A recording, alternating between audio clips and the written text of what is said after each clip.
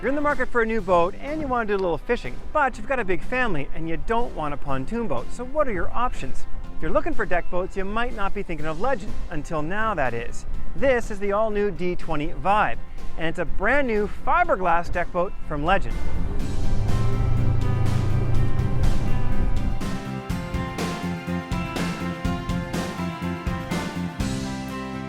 The reason you buy a deck boat is for space and a little bit more speed than a pontoon, and this has plenty of both.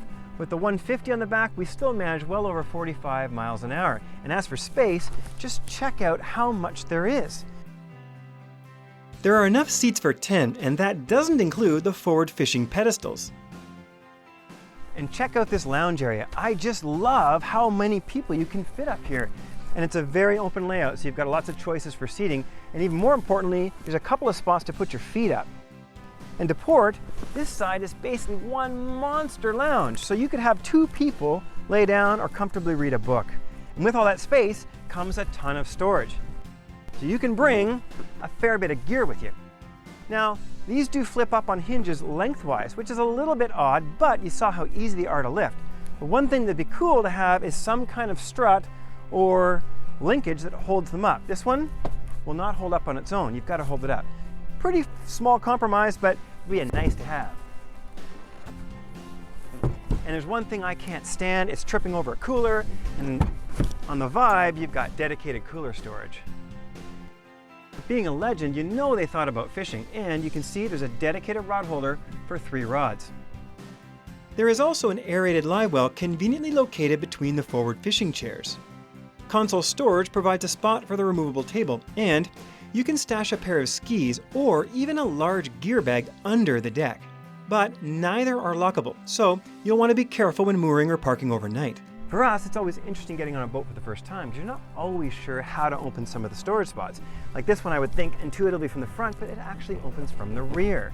Now that's great, it gives you lots of access from the side, but if you're trying to climb from the front and reaching in to get something, the seat is a little bit in your way. Not a major problem, but a little bit tricky. You've got to come in from the side. Now, if you know me, you know I love the EVA foam SeaDeck flooring. It's so comfortable and soft on the feet, and this EVA foam is standard on the swim platform of the Vibe 20. Now for me, if I was going to buy this boat, I would add more EVA through the entire boat. It's not that expensive, but it's just such a fantastic accessory. Now the Vibe 19 has a little hatch here to store fenders and lines, and the 20 has a dedicated fender holder for up to 3 fenders. And fenders are often stored under a seat where they're not that accessible. What a great spot to have them so they're immediately at hand when you need them. So this 20 Vibe we've got has the 150 on it, and that's about a $7,000 upgrade over the standard 90. And it's got power and power to spare. So if you're going to do a lot of wakeboarding, tubing, and you've got some older teenagers, or you're going to load the boat up, the 150 is probably all you need. The Vibe doesn't need huge power, due in part to the lift generated by the dihedral hull. Wide reverse chines trap air, allowing the Vibe to plane quickly without needing full power even from the 150. We can get this boat on plane as low as 2,800 RPM, and she'll just rise right up on plane.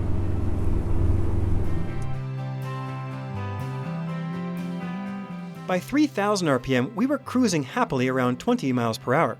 At wide open throttle, we managed 45 on top with 2 aboard and a half a tank of fuel. Not bad for a 150. While a bit heavier than an aluminum fishing boat, the Vibe still has quick reflexes. The large outer chines extend to the transom, limiting the lean angle a bit when turning. Since they tend to remain in contact with the water, they also help provide additional roll stability at speed. There's none of that chine, walky, rolly feeling at wide open throttle. However, the lift this hull generates means she's a bit more sensitive to engine trim than a traditional V. Keeping your trim adjustments small will help avoid unwanted porpoising. The great thing about a deck boat is you can bring lots of people with you, but the challenge with an outboard is you usually lose most of your swim platform. With the Vibe, we've got a monster platform up front that is perfect for beaching. Easy to get on, easy to get off.